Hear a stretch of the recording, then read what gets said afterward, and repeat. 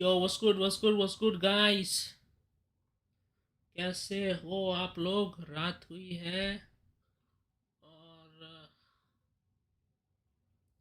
Bore होकर बैठे हो आप लोग। आज हम देखेंगे कुछ ना कुछ YouTube वीडियोस। भाई मौज करेंगे भाई। चलो भाई स्टार्ट करते हैं।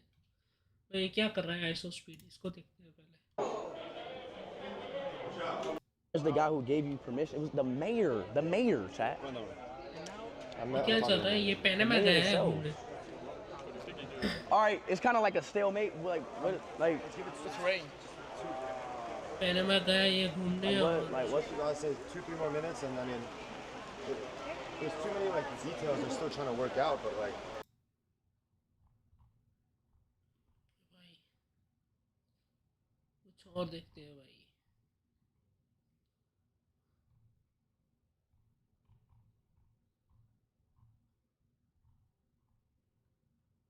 World's most unproductive country.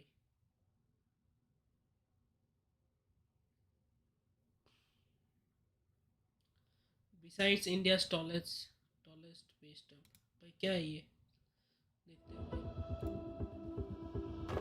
जितने पास हम कूड़े के जा रहे हैं उतनी तेज बदबू आती जा रही है। My God.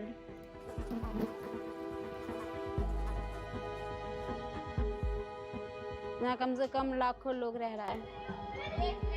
सब बेसहारा हो रहा है, लाखों लोग रह रहा है।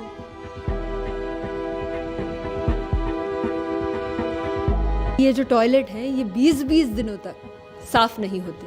Oh shit. स्मेल भी आती है इस पानी के अंदर। देखिए स्मेल। उल्टी जैसा हो जाएगा। इसी लैंडफिल के ठीक बगल में दिल्ली की सबसे बड़ी मुर्गा मंडी भी है और मछली मंडी भी है। पूरे दिल्ली का कई सारा जो मुर्गा आता है और मछली आती है वो यहीं से आती है। दिल्ली नहीं है ये, ये लंदन है ये।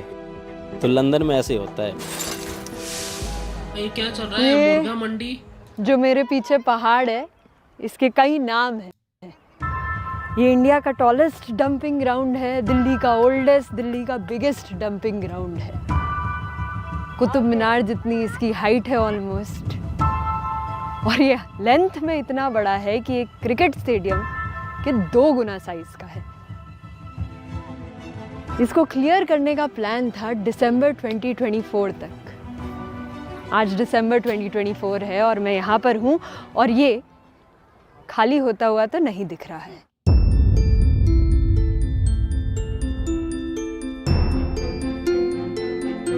दिल्ली में ऐसे 3 डंपिंग साइट्स हैं बहुत बड़ी। इन्हीं के अराउंड जिंदगी कैसी चलती है ये देखने आज हम इन डंपिंग साइट्स की गलियों में जाएंगे।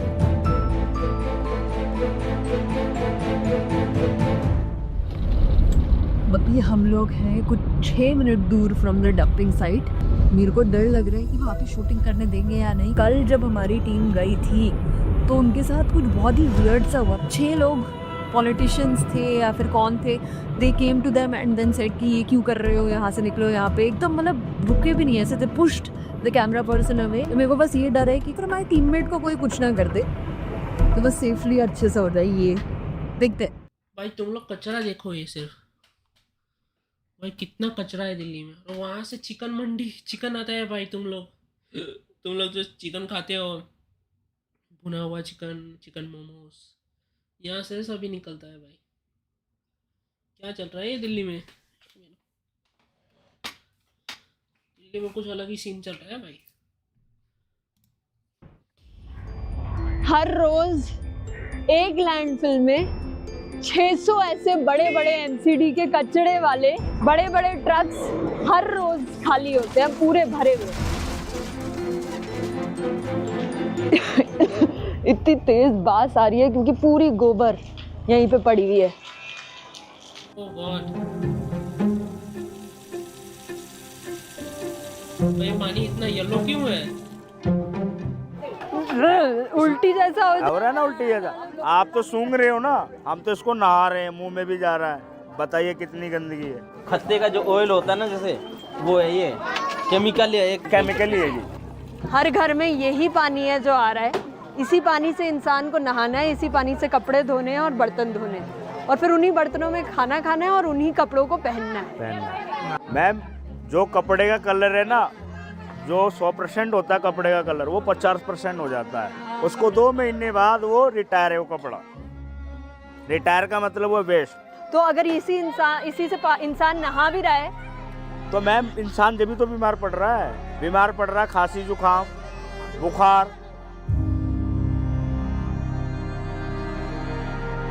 टीबी की बीमारी है सबसे ज्यादा, अस्थमा है, कैंसर है, या 3 लोग को तो कैंसर की बीमारी निकली।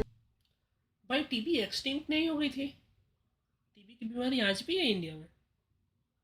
आई थॉट टीबी की बीमारी एक्सटिंक्ट हो गई है, एक नहीं है इंडिया में।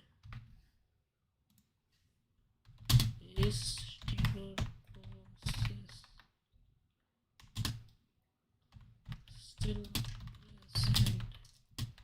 in India. Yes, tuberculosis is still present in India. It's a major cause of illness and death. Oh my god, मुझे लगा था टीबी इरेडिकेट हो गया है। ओके, टीबी की दवा इन लोगों ने ढूंढ ली थी। भाई टीबी इरेडिकेट तो नहीं हुआ है। जैसे केजरीवाल का फ्री दारू था ना, सेम वैसे ही पानी आती है हमारे यहाँ, दारू जैसी। केजरीवाल वहाँ दारू फ्री दे सकता है तो हम पानी फ्री दे सकते हैं, सेम ऐसी पानी हमारी। हमारे रिश्तेदार नहीं हम लोग बुला सकते हैं। अब रिश्तेदार एक बार आ भी जाए फिर दोबारा वो आने की सोचेगा भी नहीं। कितना बुरा लगता है हम लोग का। ये वीडियो बनाना ना बहुत डिफ़िकल्ट था, क्योंकि जब भी मैं ऐसी डिफ़िकल्ट जगहों में जाती हूँ तब मुझे रियलाइज़ होता है कि हमारी डेमोक्रेसी में ब्यूरोक्रेट्स का रोल कितना इम्पोर्टेंट है, क्योंकि उनका एक डिसीजन लाखों लोगों की लाइफ बदल सकता है। और यही IAS, IPS, IFS, IRS officer select होते हैं UPSC एग्ज़ाम्स के माध्यम से, जिनमें सबसे पहली चुनौती आती है महंगी फ़ीस। और इसी महंगी फ़ीस के चलते UPSC एस्पिरेंट्स के सपने दब जाते हैं। लेकिन ऐसा ना हो, इसीलिए अन अकेडमी लाया है limited time new year 60% discount office की प्रेपरेशन सरमत के पेड ऑनलाइन UPSC 18 या उससे ज्यादा महीने का सब्सक्रिप्शन लेकर एग्जाम पर क्लिक करो और भी डेंजर। एक बार यहाँ ऐसी आग लगी कि पास के स्कूल्स की खिड़कियां मेल्ट हो गई, पूरा क्लासरूम स्मोक से भर गया। तो आप सोच सकते हो कि बच्चों की कैसी हालत हुई होगी। उत्तरी दिल्ली के भलसवा लैंडफिल में भीषण आग लग गई है। दिल्ली में पिछले 1 महीने में ये 4थी लैंडफिल में आग लगी है। अप्रैल में यहाँ ऐसी आग लगी कि पूरे 2 दिन लगे उसे बुझाने में। पूरी दिल्ली फायर सर्विस इसमें काम कर रही है। प्रेशर बढ़ाओ, फुल प्रेशर।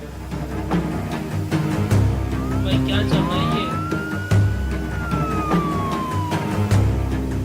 कोई मजाक नहीं है, ये अभी हो रही ट्रेजेडी है। ऐसा कोई डिजास्टर नहीं है जिसके बारे में हम बाद में स्कूल्स में पढ़ेंगे। ये currently happening man made disaster है।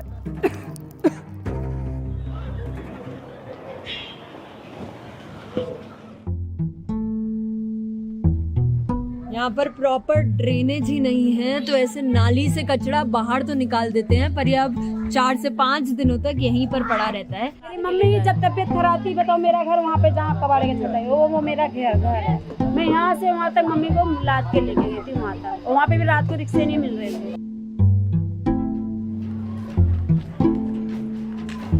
अभी इस रोड में हम लोग तो आ गए हैं इस गली में, पर कोई और एम्बुलेंस या कोई गाड़ी नहीं आ सकती, क्योंकि ये रोड जो है ये कचड़े से ही बनी है, टूटी हुई है।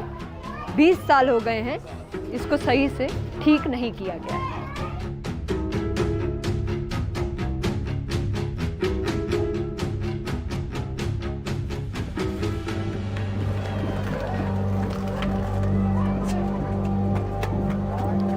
इतनी पतली ये गलियां हैं, एक आम का डिस्टेंस नहीं है।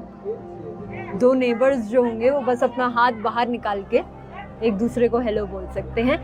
जगह इतनी कम है, इसीलिए किसी भी घर में यहाँ पर शौचालय, खुद का टॉयलेट नहीं है। टॉयलेट के लिए दूर 5 मिनट चल के जाना पड़ता है उस सड़क से, जिसका हाल आप ऑलरेडी देख ही चुके हैं। 16 टॉयलेट्स हैं यहाँ पर, जहाँ पर 500 से 1000 घरों की औरतें आकर टॉयलेट करती हैं, हर सुबह लाइन लगाती हैं। लेकिन प्रॉब्लम ये है कि ये जो टॉयलेट है ये 20-20 दिनों तक साफ नहीं होते। अगर आप कैमरा घुमाएंगे और हर एक टॉयलेट के अंदर देखेंगे तो पता चल जाएगा कि हालत कैसी है। मतलब ये हालत ऐसी है कि ये सेफ तो नहीं है। भाई ये क्या क्या दिखा रहे हैं भाई?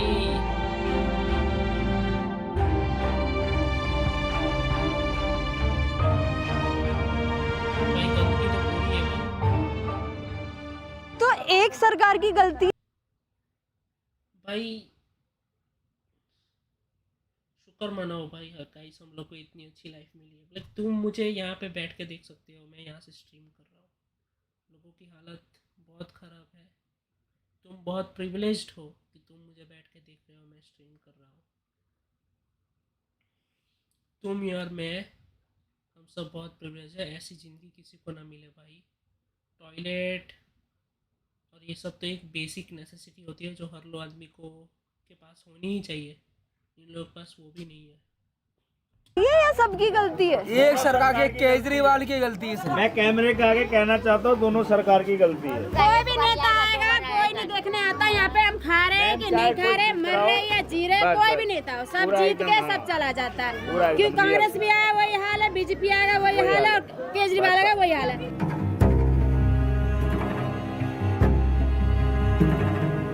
अच्छा, ये जगह सिर्फ कूड़े का पहाड़ नहीं, कई लोगों के लिए सोने की खदान भी है, क्योंकि ये जगह एम्प्लॉयमेंट देती है लाखों लोगों को। यही वो लोग हैं जो उस कूड़े को इकट्ठा करते हैं, सेग्रीगेट करते हैं और बेचकर रोज का कुछ 200 रुपए कमाते हैं। ये वही कबाड़ी वाले हैं जो मेरे और आपके घर भी रोज आते हैं, जिनके बिना हम एक सिटी इमेजिन नहीं कर सकते।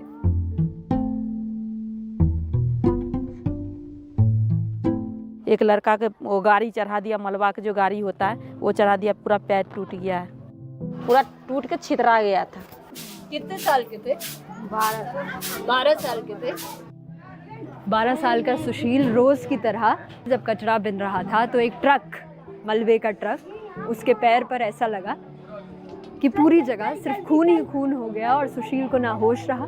उसकी माँ ने जब उसको 3 से 4 हॉस्पिटल ले जाने के बाद 5वें हॉस्पिटल में भर्ती किया, तब पता चला कि अब उसके चलने की कैपेसिटी नहीं रही है और अभी भी वो पैर ठीक नहीं हुआ। ओ भाई भाई उसी में मक्खियाँ फोड़े होते हैं मक्खियों से। दिन में काम करे गया ना तो शीशा गिर गया, 2 अंगूठा काट दिया। 2 अंगूठा काट दिया? हाँ, अंगुली 2 उंगली काट दिया? 2 अंगुली काट दिया, 1 अंगुली ये अंगूठा कटने वाला है। अभी चल पाते हो?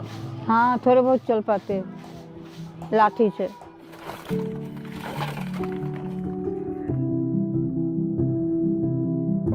एक लड़की गुजर गए, इतना सुंदर, आपसे ज्यादा सुंदर था। मेरा घर वाली आपसे ज्यादा सुंदर है। हाँ दीदी, सही कह रहा हूँ, मैं गलत नहीं कह रहा हूँ। लेकिन मेरे लड़के 11 दिन हो गए गुजर गए, हंसते खेलते गोद में दम तोड़ दिया। कुछ पता नहीं चला क्यों हुआ, क्या हुआ? लड़की हंसते खेलते हूँ, हाँ ऐसा कर रहा, हंस रहा, खेल रहा है, खेलते खेलते दम तोड़ दिया लड़की।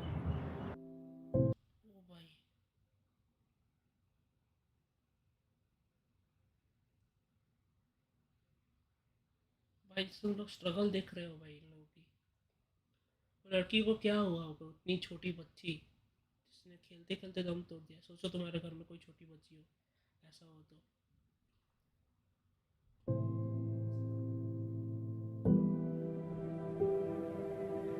मान लो आप कूड़ा फेंक रहे हो, लेकिन हम वो कूड़ा को उठा रहे हैं, तो आप फेंक दिए तो आप बड़ा लोग हैं, हम बीन रहे तो हम छोटे लोग हो गए, ऐसे मानते लोग। रिसाइकल हम ही कर रहे हैं तो हमको कंच भी लग जाता है, जो कील भी लग जाता है, जो गंदा है लेटरिंग है तो वो भी हाथ में लग जाता है।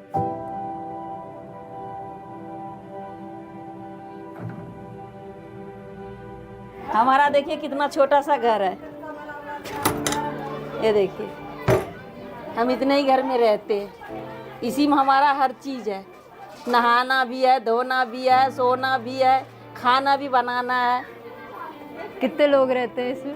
इसमें हम 4 रहते हैं, हमारा 2 मियाँ बीवी और 2 हमारा बच्चे।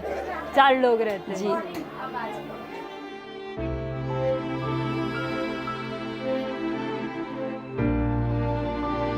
भाई इतना ही स्पेस है।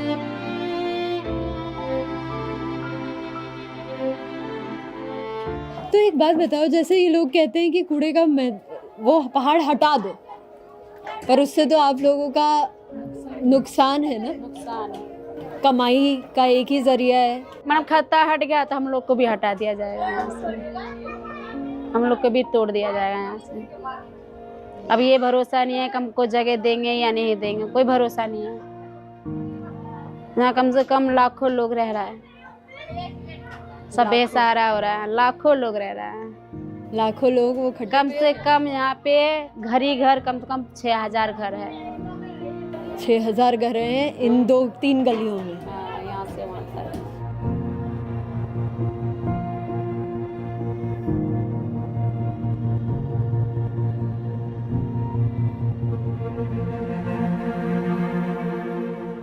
ये एक जगह भारत की आयरनी को दर्शाती है हमारी राजधानी दिल्ली में, जहाँ पॉलिटिकल पावर्स के घर रहते हैं, वहीं पर 3 तरफ से कूड़ेदान भी बसते हैं।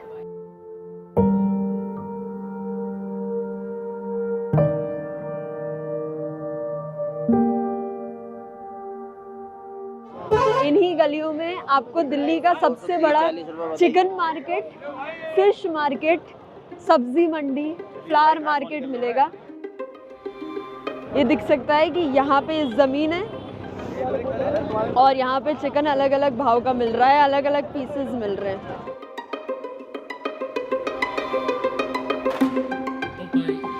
तो पूरी जो दिल्ली है, मतलब जो इंडिया की राजधानी है, वो जो नॉनवेज खाती है, सी फिश खाती है, वो यहीं की गलियों से दिखता है। और इन गलियों की क्या हालत हो रही है वो आप देख सकते हैं।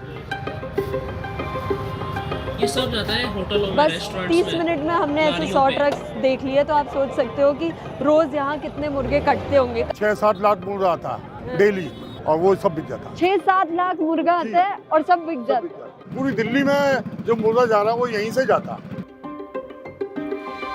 अगर आप, मतलब मैं तो नॉन वेजिटेरियन हूँ, मेरे को मीट खाना पसंद है, पर यहाँ पर मेरे लिए भी स्मेल करना और देखना मुश्किल हो गया है कि हम लोग ये यहाँ से आया हुआ खाना खाते हैं। अगर आप वेजिटेरियन होगे तो फिर यहाँ पे आना आपके लिए बहुत मुश्किल होगा। ये हमारी टीम में वेजिटेरियन है, इसका हाल क्या फील कर रही हैं आप? उल्टी आ जाएगी अब, बस उल्टी आने वाली है। मंडी में लेडीज नहीं अलाउ? नहीं जाएगी, मंडी में नहीं जा सकते। नहीं जा सकते। ठीक है, ठीक है। अंकित जाएगा, एक पूरा टूर लेके आएगा। ओ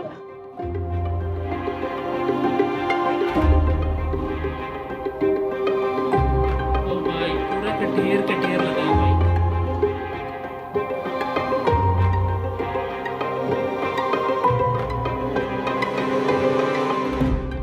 ये जो लास्ट विजुअल्स है ना, ये हमने एकदम छुप के सीक्रेटली खींचे, क्योंकि जो मेन स्लॉटर हाउस है जहाँ पर मेन मीट कटता है, वहाँ लेडीज़ का जाना अलाउड ही नहीं है। और जब हमारा कैमरा पर्सन वहाँ पर गया तो उसका कैमरा बंद करा दिया गया, क्योंकि कोई दिखाना ही नहीं चाहता ना कि कितने पुअर और अनहाइजीनिक कंडीशन में हमारा मीट कटता है डंपिंग साइट के ठीक बगल में। इस पूरे स्लॉटर हाउस में कितनी खून की नदियाँ बह रही थी, इसका अंदाज आप लगा सकते हो इन वर्कर्स के कपड़ों में लगे खून से।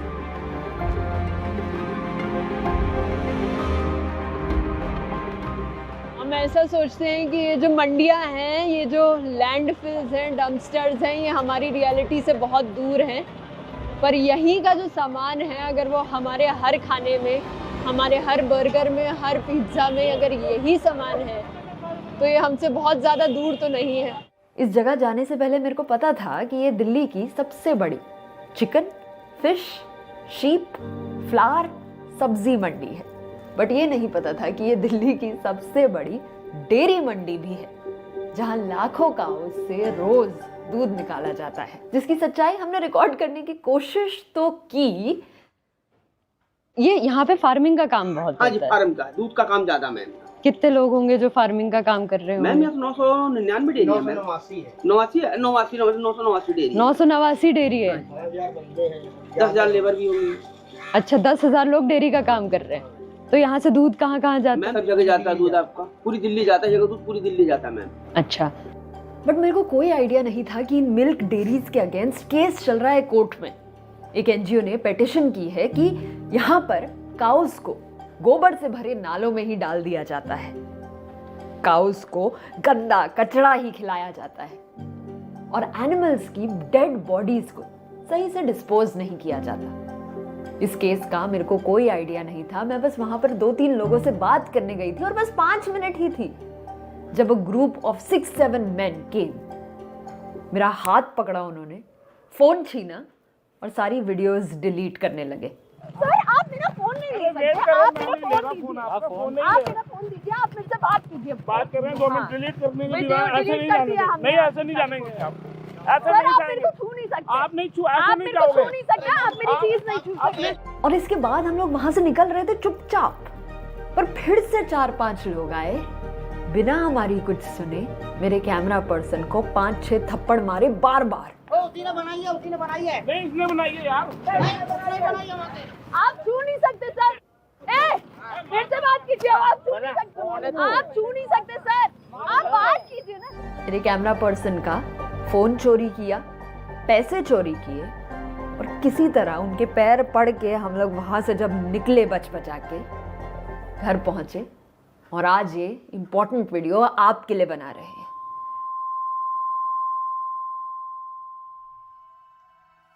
भाई क्या चल रहा है? ये गुंडागर्दी भी चल रही है, ये ऐसे कचरों के ये ढेर दिल्ली में। है मेरी जान, यहाँ इश्क मोहब्बत प्यार। जब हम टियर 1 सिटी को इमेजिन करते हैं तो ये तो नहीं इमेजिन करते कि हर बार जब हम सांस लेंगे या पानी पिएंगे तो हमें सोचना पड़ेगा। ये जगह इस आयरनी को भी दिखाती है कि ये पहाड़ हमारे लिए शायद कचरा हो, बट बहुत सारी लोगों की जिंदगी चलाता है ये पहाड़। हमारे लिए शायद इसे हटा देना आसान हो, ज़रूरत हो, पर बहुत सारे लोगों की ज़रूरत है ये पहाड़। ऐसी कॉम्प्लिकेटेड डेवलपमेंट्स और कॉम्प्लिकेटेड जगहों की स्टोरीज लाना ना बहुत मेहनत का, टाइम का, दिल जिगर, पैसे का काम होता है और बहुत अच्छा लगता है हमको करना। तो अगर आपको भी ऐसी वीडियोस देखना पसंद है तो प्लीज़ नेक्स्ट सजेस्टेड वीडियो भी देखना। एक भाई मस्त वीडियो थी भाई, जो भी हो, डॉक्यूमेंट्री बहुत अच्छी थी। फुल क्रेडिट है, इस चैनल का नाम है के क्रिएट्स, टाइटल है inside India tallest wisdom we were beaten. और ये गाइस तुम देखना इसको,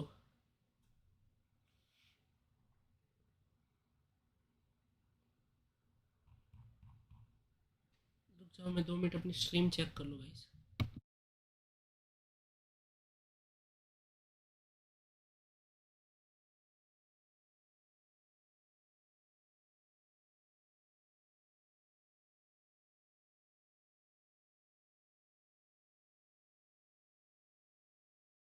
अपनी स्ट्रीम चेक कर लो गाइस।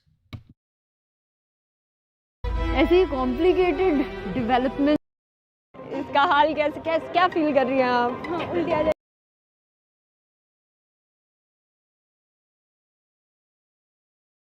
ओके, स्ट्रीम बराबर चल रही है। म्यूट किया था मैंने। लाइक छोड़, 1 मिनट।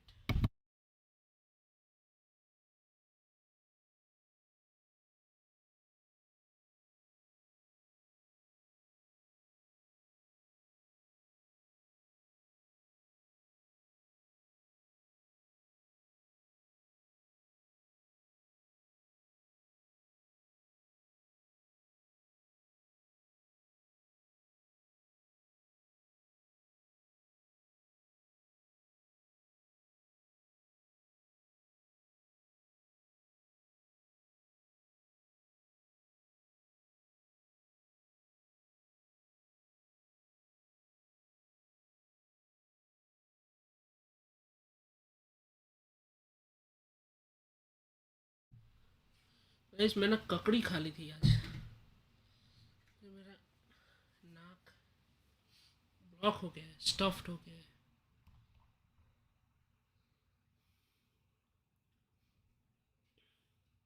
राका भाई भी लाइव है भाई। राका भाई को पहले में बहुत दिखता था, लेकिन बाद में छूट गया। कंसिस्टेंट किया भाई, इसने खोल दिया क्या bridge? Just 8, bro.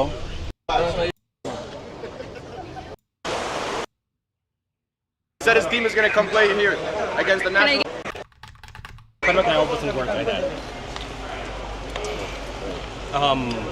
So what we can do is we can cross, we can show everything on the other side to a very small amount of people, and for security purposes the live cannot go that way. I mean, you can shoot if you want, of course you can shoot, you can post it later, but live during the crossing and everything. All right, okay. All right, it's all good. All right, bet we out. Thanks for the. Okay भाई, इससे नहीं खोला। No, we gotta start double confirming. 4.8. Let's go. Let's go. Let's go.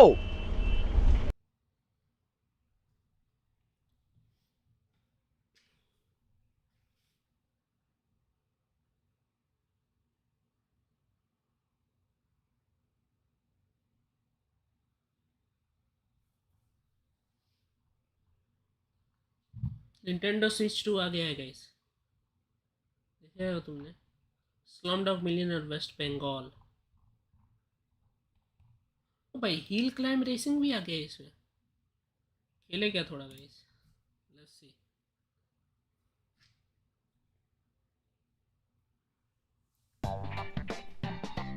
भाई मैं छोटा था, बहुत खतरा है हिल क्लाइंब।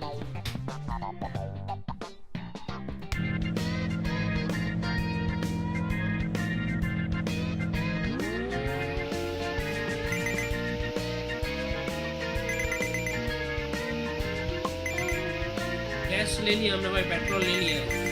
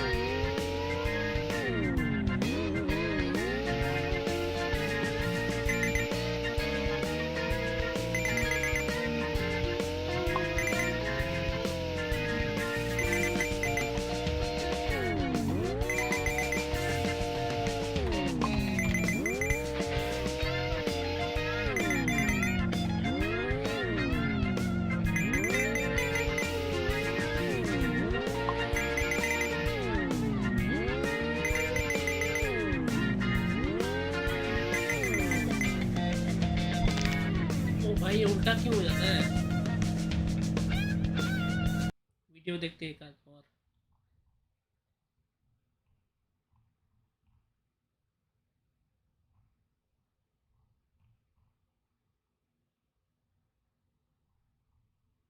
भाई वीडियो बहुत मस्त है, तुमने देखा है क्या?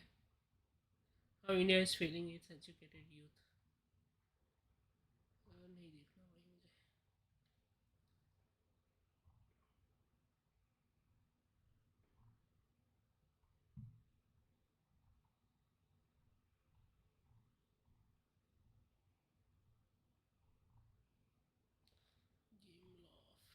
भाई गेम लॉफ्ट कंपनी किसी ने, तो भाई गेम लॉफ्ट का मैंने गैंगस्टर वेगास, एसफाल्ट, बाद में इसका एक और था स्प्लिंटर सेल भी इसने बनाया था बीच में। प्रिंस ऑफ पर्शिया भी ये लोग बनाते थे भाई, मैंने बहुत खेला इन लोग का गेम। देखते हैं भाई क्या चल। If you've played games like Asphalt, Brothers in Arms and Gangstar, it's safe to say you've heard about the company, Gameloft. It's one of the largest gaming companies in the world and is renowned for developing high-quality mobile games. But for quite some time, it has marked a decline, as observed by falling revenue and its games failing to draw people's interest. So what went wrong with Gameloft, which was considered one of the biggest mobile gaming companies around 2014 to 15, but is bleeding money at present? Let's learn about its rise and fall in today's video. First of all, let's discuss the origins of Gameloft. It was Mitchell Guillemot who founded the company in 1999. What you might not be aware of is that he was a co-founder of Ubisoft as well. It was essentially 5 brothers who came to found Ubisoft, and the Guillemot family was previously into agriculture, then computers, and now they've got this video game business. Anyway, Gameloft would go on to become the best mobile game studio in the world, with its games running into hundreds of millions of downloads and raking in big money. Let's have a closer look at how its games could achieve such success. Now, one common thing about a lot of Gameloft games is that they are inspired by some other PC or console game.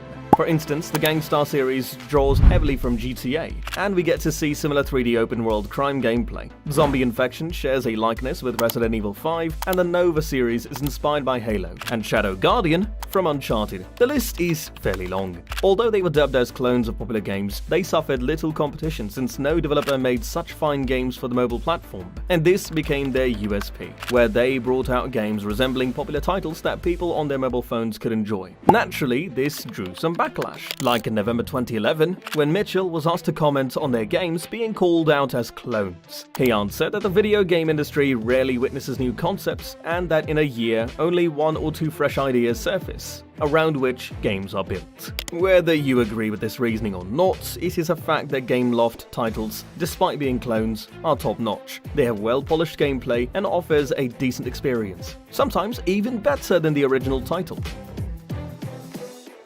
One thing we can all appreciate is that Gameloft did not monetize their games with advertisements. Now, a mobile game generates income by carrying ads, microtransactions, or retailing. Among the 3, the developers steered clear of ads since they didn't want to ruin our experience, especially in the campaign game genre that Gameloft focus on. I mean, you could be merrily progressing in the game and suddenly a 30-second commercial would completely upset the flow. As such, where other games were making millions from ads, Gameloft believed that it would only encourage players to switch to a rival game. But it wasn't as if they relied on microtransactions, which were very few. They mainly retailed their games, where one had to make a payment for downloading the game. And that was it! This is why they made more money off the iOS editions, as someone who can afford an iPhone can spare a few bucks to acquire a game too. Between quantity and quality, Gameloft surely went with the latter. It's true that they have produced more than 190 games, but even then they try to focus on quality to offer the best possible experience to mobile gamers. In 2014, they said that their primary focus would be on quality. Then, the company produced a wide range of games, unlike From Software, which brought out exclusively Soulsborne titles, or Rockstar Games, which kept to the open-world crime genre. Gameloft was developing every kind of game, be it racing or FPS, open-world or even casual ones. Consequently, they enjoyed a much wider and more diverse consumer base. So these were the reasons behind the splendid success of Gameloft. But then, what followed in 2014 to 15 that contributed to its downfall? I'd elaborate. There was a time when Gameloft used to proudly declare that their games didn't carry ads, but that approach came back to bite them, as they were seemingly not making enough. On the one hand, they were creating high-end games that required a lot of investment, but on the other, they did not fetch much. As such, profits dwindled and many had to suffer losses. Eventually, they set up Gameloft Advertising Solutions to run ads in their games. Also, trends were shifting in the mobile gaming sphere. While Gameloft kept releasing campaign games that were not free to play, freemium games had taken over that could be downloaded for free, and once the players got hooked on them, generated revenue from ads or microtransactions. More recent games included skins and other cosmetic items that were available for purchase, and battle passes were being given out for money. As a result, premium games from Gameloft lost out in sales. That's why, as you can see, the gangster games, which were earlier downloaded by paying money, can now be downloaded for free. But yeah, they now include ads and microtransactions. Gameloft's fall from glory is largely attributed to its hostile takeover by Vivendi. The French mass media giant had been aggressively seeking to expand into gaming. Before 2013, they owned Activision Blizzard, which split to become an independent publisher. With Gameloft, they uncharitably bought it over. This was during 2015-16, when Gameloft reported losses of over 16 million euros, and was forced to close down 7 of their studios within a year. So the company was in dire financial straits when Vivendi appeared on the scene with a helping hand. But Michel Guillemot was unaware of their real intentions. To begin with, Vivendi acquired a stake of 6% in Gameloft, then 10%, and by the end of February 2016, they had bought 30% of the company. Michel came to realize that Vivendi wouldn't stop there. and pleaded with shareholders not to sell the shares they owned. But by June, Vivendi had acquired a 56% stake in the company to become the majority shareholder. This prompted Michel to quit Gameloft and go over to Ubisoft, as it had dawned upon him that the takeover was the first move in a grand scheme to buy out Ubisoft. Not long after, 96% of Gameloft's shares had gone to Vivendi. Now, the thing is, when the entire upper tier management is swept, a company can often take a different turn in business. They adopt a different direction when creating new games.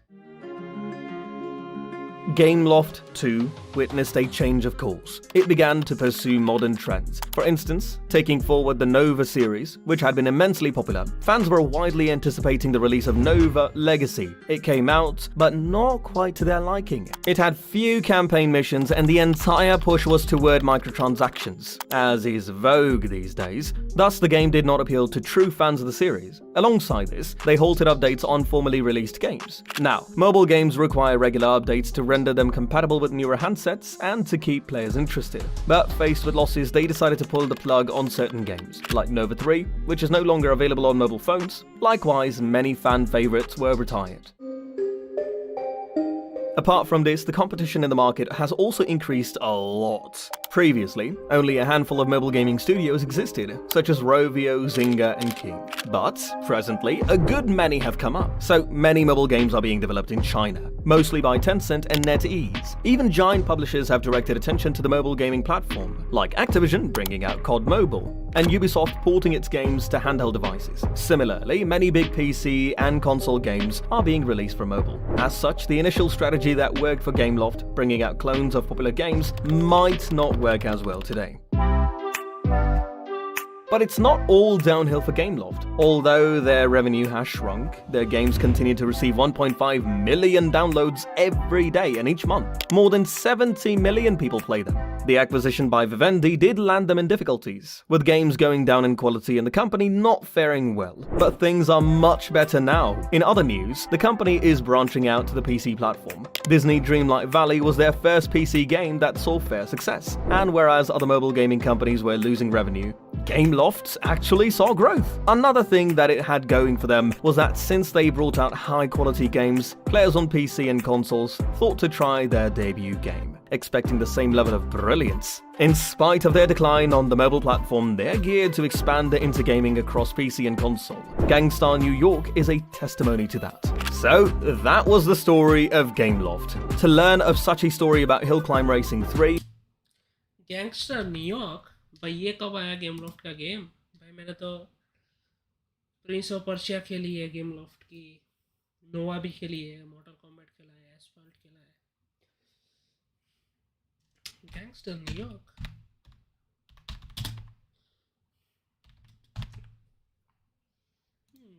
ये कौन सा game है?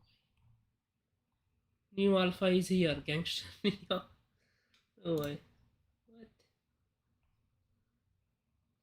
coming soon.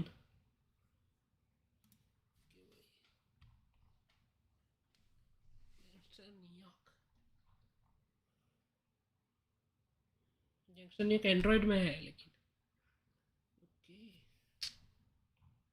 Tap tap पे आ गया है।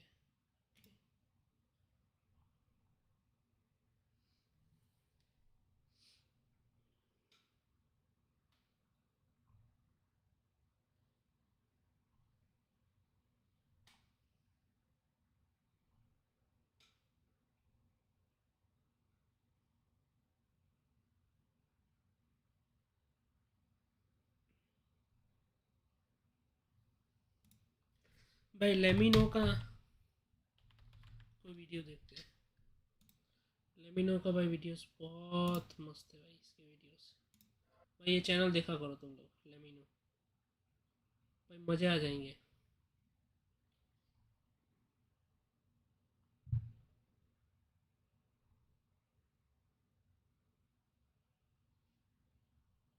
ये dB Cooper की mystery तुम लोगों को पता है क्या गाइस? डीबी कूपर एक आदमी था जिसने एक प्लेन हाईजैक किया था, उसमें उसने पैसे मंगाए, पैसे लिए और बैग लेके कूद गया। बाद में उसका कुछ पता ही नहीं चला। इसकी पूरी डॉक्यूमेंट्री ये देखते हैं। Just let me know.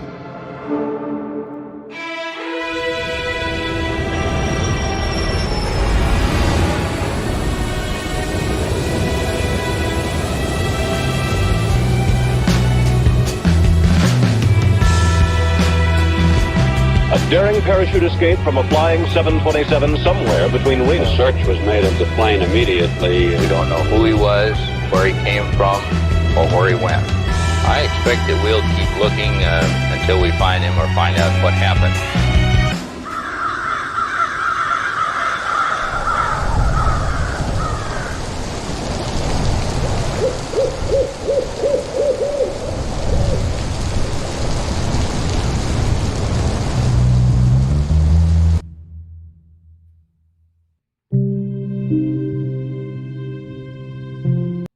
भाई इंट्रो कितना कड़क था, तुमने देखा?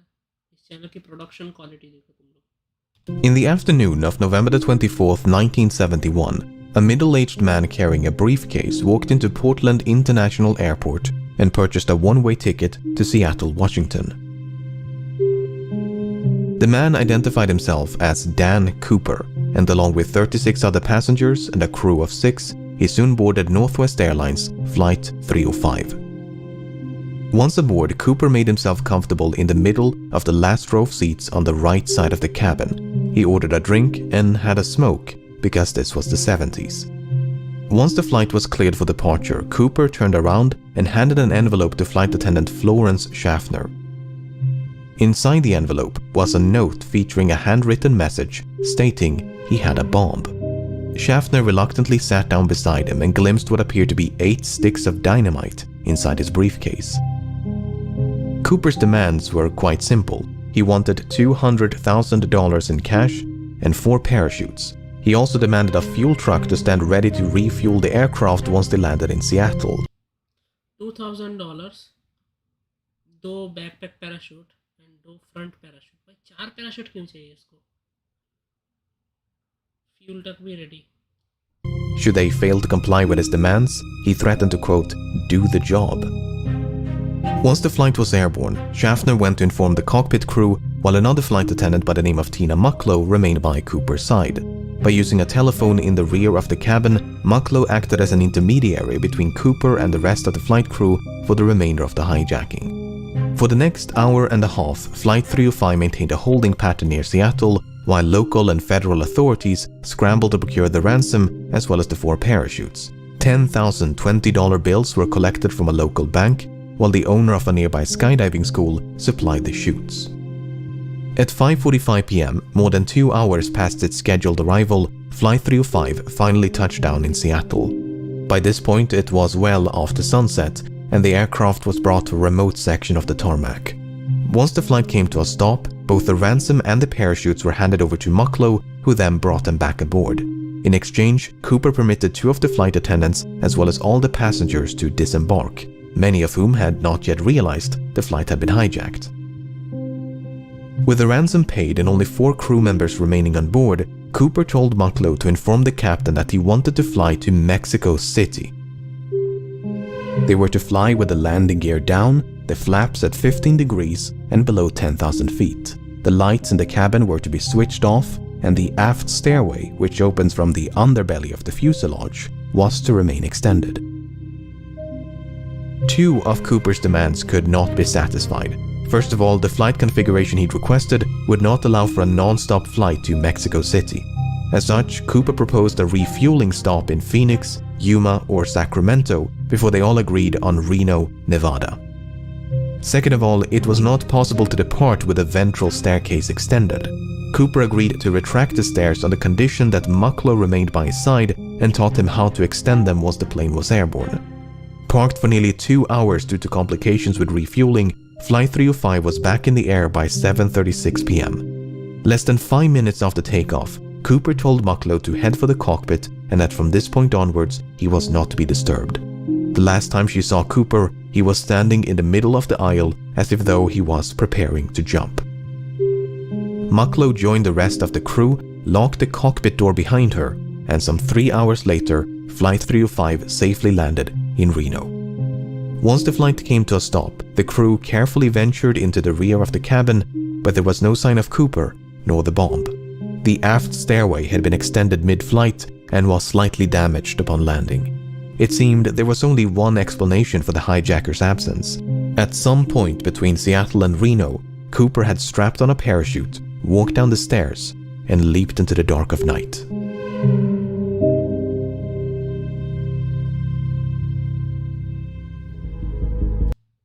भाई लोकी सीरीज में एक सीन है, तुम लोग देखना, उसमें ये डीबी कूपर का ही बताया। लोकी प्लेन में से कूद जाता है पैसे का बैग लेके।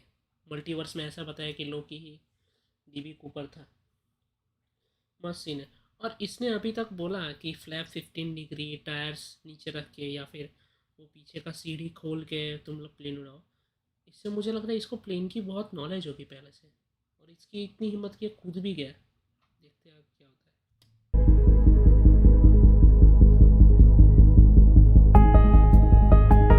As soon as it became clear that Cooper was no longer on board, dozens of FBI agents converged upon the aircraft, only to discover a disappointing amount of physical evidence. A black clip-on tie, 8 cigarette butts, and 2 of the 4 parachutes were all that Cooper left behind. Evidently, he'd brought the ransom and briefcase along with him. In interviews conducted on the night of the hijacking, Cooper was described by the crew and passengers as a white male with brown eyes and dark hair.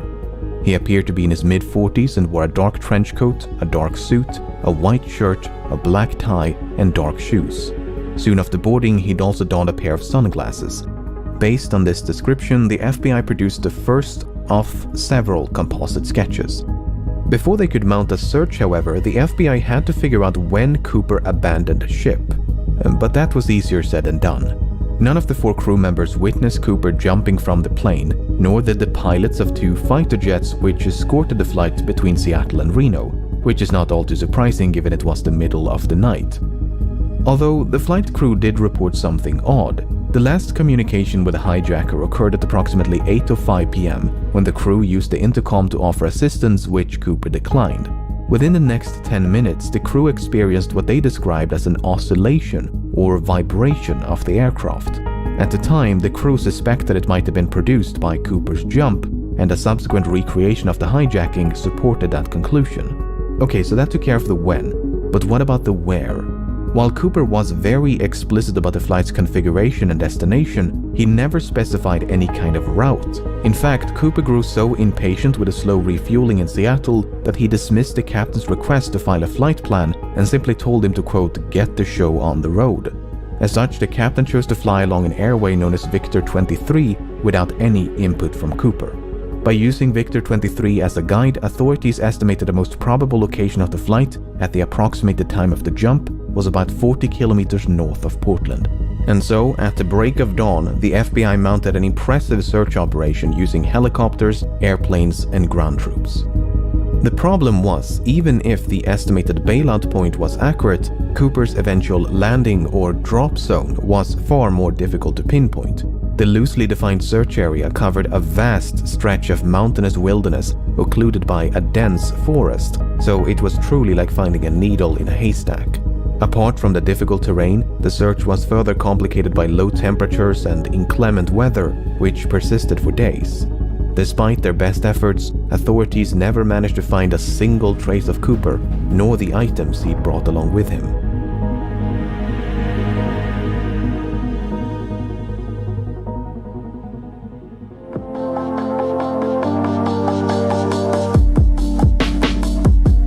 Having made little to no progress by early December, the FBI turned their attention to the $200,000 ransom.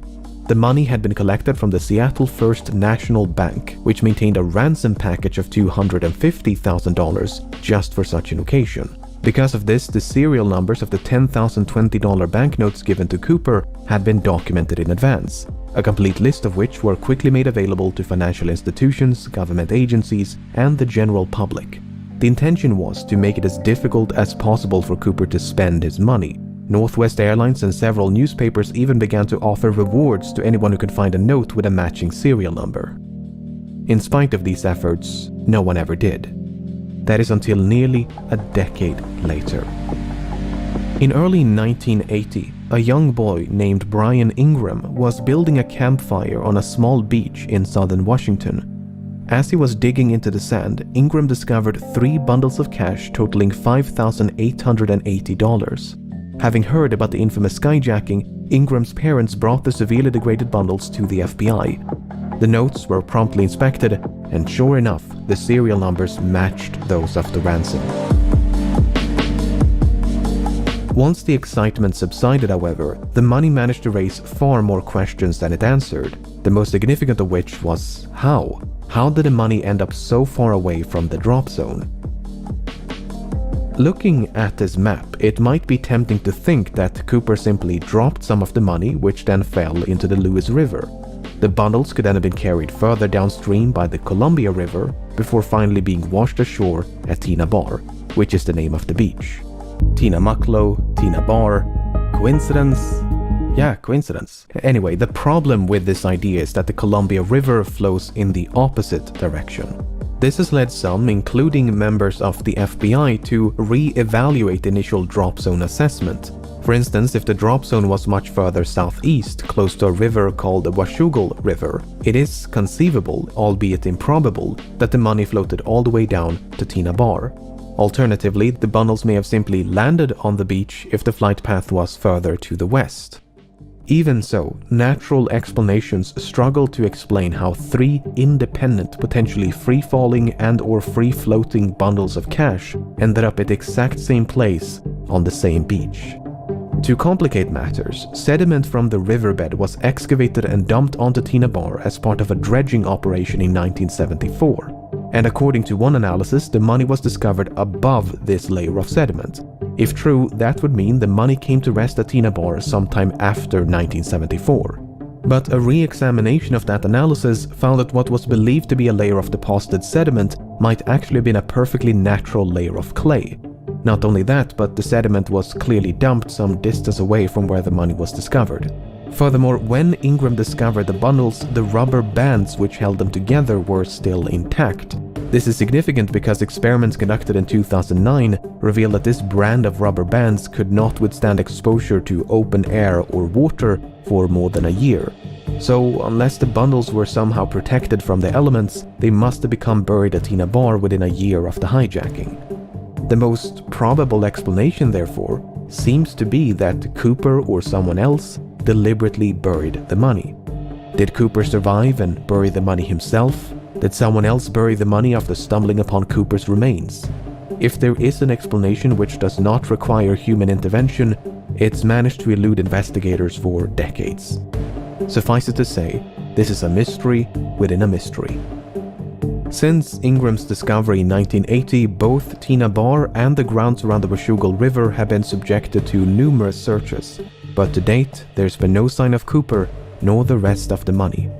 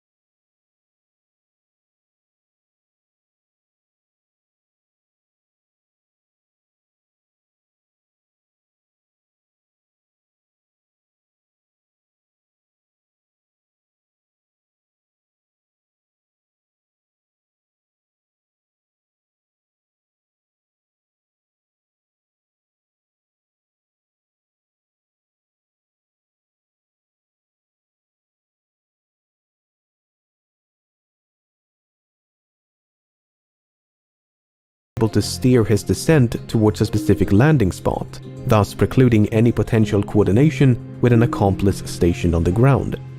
While Cooper expressed some familiarity with parachutes, his actual competence level is up for debate.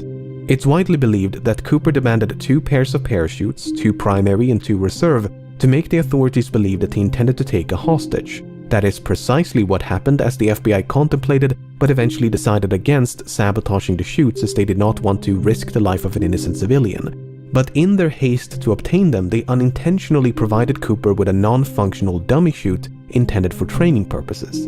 This mishap seems to have gone unnoticed by Cooper because that dummy chute was one of the 2 missing from the plane. Not only that, but Cooper chose the older and technically inferior parachute out of the 2 primary chutes provided. So in both cases, it seems like Cooper made the worst possible choice. But there are other ways to interpret this information. For instance, it's possible that Cooper used the dummy chute not as a reserve but as a means to secure the bag of money. In fact, that is precisely what Cooper tried to do with the functional reserve chute. First, he tried to place the money in the chute's canopy before removing some of the suspension lines and wrap them around the bag. Perhaps he used the dummy chute for a similar purpose. And Cooper's decision to use the older primary chute is not necessarily an indication of inexperience. It could also be a sign of familiarity, because the chute he left behind was a civilian luxury chute, while the one he used was a military chute. The argument is that Cooper might have been trained as, say, a paratrooper, and chose the older military chute because that's the one with which he was most familiar.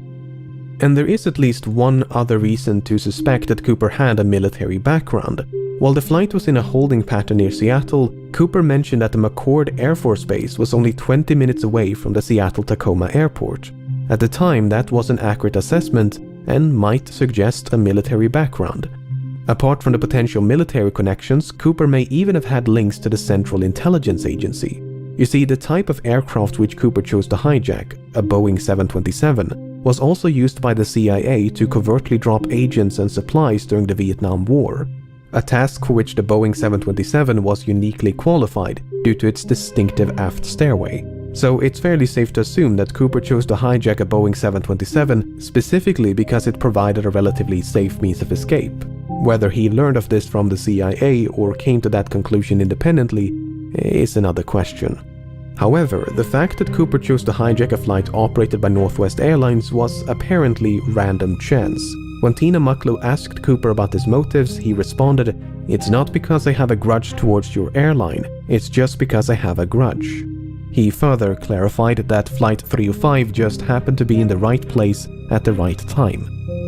Even so, it's clear that Cooper came prepared. He seemed to know a great deal about aircraft and aviation, he appeared to be familiar with the local terrain, he maintained a low profile to avoid a panic, he covered his eyes with a pair of glasses to conceal his identity, he left very little evidence behind, and he demanded 4 parachutes to force the assumption that he was taking a hostage.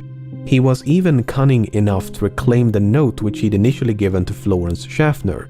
Apart from the name he wrote on his plane ticket, there are no other samples of Cooper's handwriting. But for all his planning and cunning, it seems Cooper did not give enough thought to his eventual escape. Not only did he fail to specify a route, but he was forced to make a last-minute destination change from Mexico City to Reno. He could have demanded more appropriate parachuting equipment like a pair of boots, a helmet, or jumpsuit. He could even have specified the ransom to be delivered in larger denominations to make it lighter and less cumbersome to carry. Presuming he did survive the fall and made it safely to the ground, he may then have had to make his way through a dense, partially snow-covered forest in nothing but loafers and a trench coat in late November. I get the distinct impression that Cooper's escape was much more of a leap of faith than a carefully executed jump. On the other hand, authorities never received a missing persons report matching the description of Cooper in the wake of the hijacking. This might suggest that Cooper did survive and that he swiftly and quietly resumed his normal routine. Furthermore, other hijackers have performed similar stunts, and many of them did survive even if they were quickly apprehended. Finally, the simplest explanation for how 3 bundles of cash ended up at Tina Bar is human intervention. At the end of the day, most of this is based on nothing but supposition. Without any concrete evidence of Cooper's demise, it leaves the door wide open to the far more exciting proposition that he did, in fact, survive.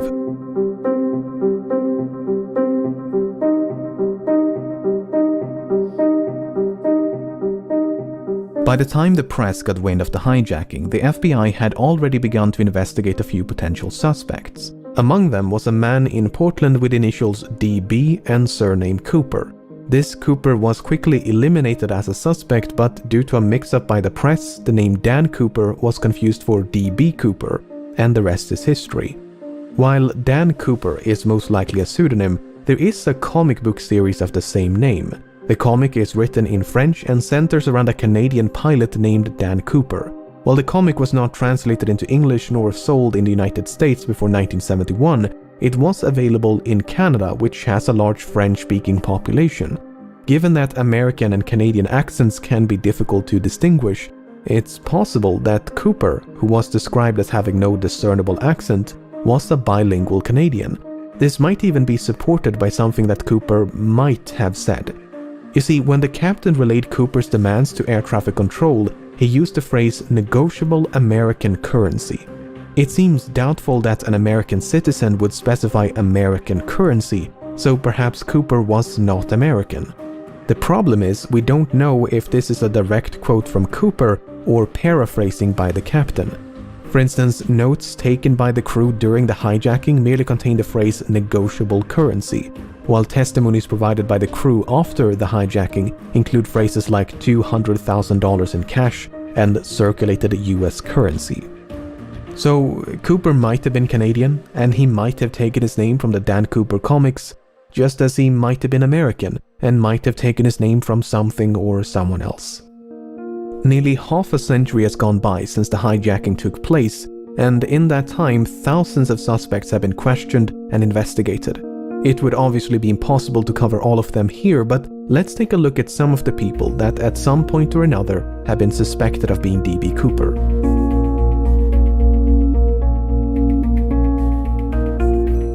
Robert Rackstraw first became a suspect in 1978, and on the surface he seems like a solid candidate. He was a decorated army paratrooper and helicopter pilot. He had experience with explosives.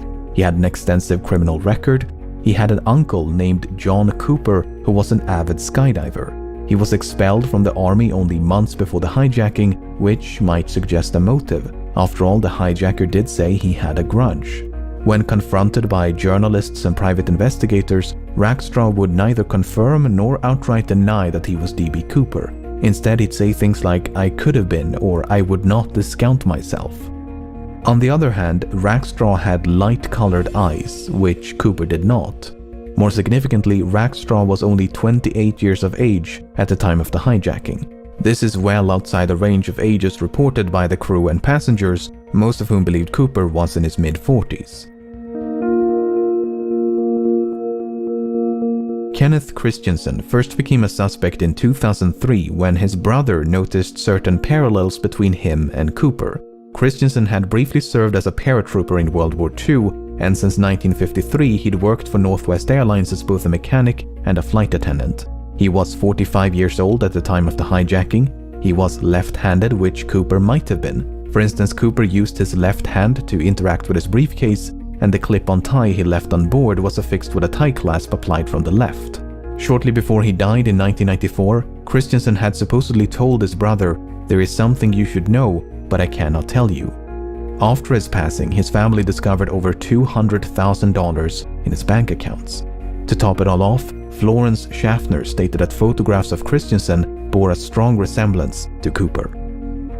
On the other hand, Christensen did not match the physical description of Cooper. He was both shorter and lighter. While Schaffner did see a strong resemblance, she remarked that Cooper had more hair, and that is supported by the composite sketches. And there was nothing suspicious about the large sums of money which he'd simply earned by selling land. Richard McCoy first became a suspect in 1972 when he hijacked a Boeing 727 and escaped via the aft stairway, much like D.B. Cooper. Because of the significant overlap between the two hijackings, some believe they must have been committed by the same person. McCoy used a fake name, he used a fake hand grenade to threaten the crew, he used handwritten notes to issue his demands. Both McCoy and Cooper used the phrase "no funny stuff" as a warning to the crew. McCoy demanded $500,000 in cash and 4 parachutes. McCoy also bailed out the back of the plane once they passed over his hometown in the state of Utah. Apart from the similar modus operandi, McCoy had also served in the Vietnam War as a demolitions expert and a helicopter pilot. McCoy did actually survive the fall and managed to evade authorities for 2 full days before he was apprehended and sentenced to 45 years in prison. Before his death in 1974, McCoy refused to confirm or deny that he was D.B. Cooper. On the other hand, McCoy was an avid recreational skydiver and even came prepared with a skydiving helmet and jumpsuit. He gave very specific instructions about the flight path. In addition to the fake hand grenade, McCoy also used an unloaded handgun to threaten the crew. He failed to retrieve one of the notes he'd given to a flight attendant. He was only 29 years of age at the time of the hijacking, and all 3 flight attendants were quite certain that McCoy was not Cooper. While there are meaningful parallels between these 2 cases, McCoy might simply have been a copycat who'd read about D.B. Cooper in the news. Dwayne Weber first became a suspect in 1995 when, shortly before his death, he supposedly told his wife, "I've got a secret to tell you. I am Dan Cooper." Following his deathbed confession, Weber's widow recalled a number of fascinating details. She claims to have found a bank bag resembling the one used in the hijacking. She claims Weber had sustained a knee injury after jumping out of a plane. Weber supposedly had a nightmare about leaving his fingerprints on the aft stairs.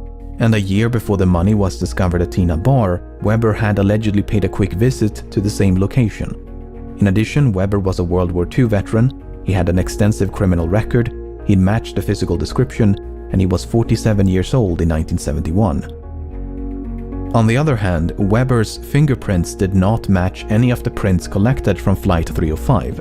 Although, to be fair, there's no way to know if any of those prints actually belonged to Cooper. Furthermore, Weber's DNA did not match a DNA sample collected from the tie clasp. But once again, there's no way to know if the DNA on the tie clasp actually came from the hijacker and not someone else. What's so frustrating is that the FBI likely had a much better source of DNA at one point. If you recall, 8 cigarette butts were collected from the scene, and there's a good chance they were all suffused with Cooper's DNA. The problem is, that evidence was lost at some point and has not turned up since. William Smith first became a suspect in 2018. Smith served in the Navy during World War II and likely had some experience with parachuting. He was 43 years old at the time of the hijacking. He had dark brown eyes. He matched the physical description. He shared a certain likeness with the composite sketches, especially this speculative sketch of an older D.B. Cooper.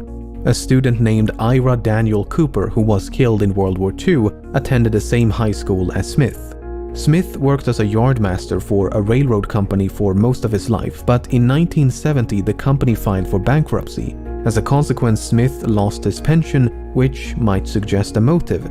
He could, for instance, have developed a grudge towards the airline industry for their role in bringing about the downfall of the rail transportation industry. It's further speculated that Smith could have used his knowledge of railroad networks to hop on a train and escape undetected. On the other hand, Smith spent his entire life in the northeastern United States. Given that the hijacking occurred on the other side of the country and was committed by someone who at least appeared to be familiar with the local terrain, Smith is not the most ideal candidate. However, the fact that Smith worked as a yardmaster is interesting. You see, the tie that Cooper left behind was recently examined using an electron microscope, which uncovered various metallic particles. Some of these particles, especially pure titanium, were quite rare in 1971. This might suggest that Cooper worked as a manager at some sort of chemical or metallurgical facility, or possibly a rail yard.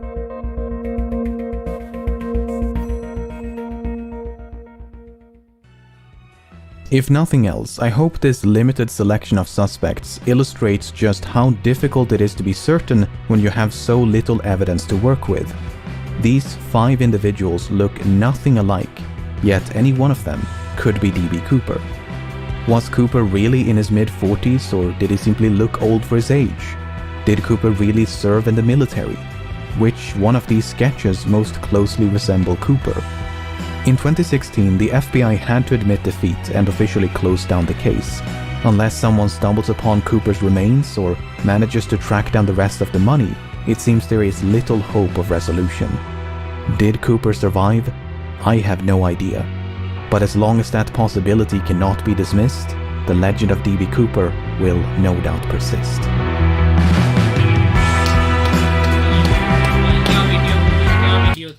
जबरदस्त video भाई, एकदम भाई। तुम इसकी production quality देखो, कितने लोगों ने काम किया इस पे, क्या वीडियो थी भाई।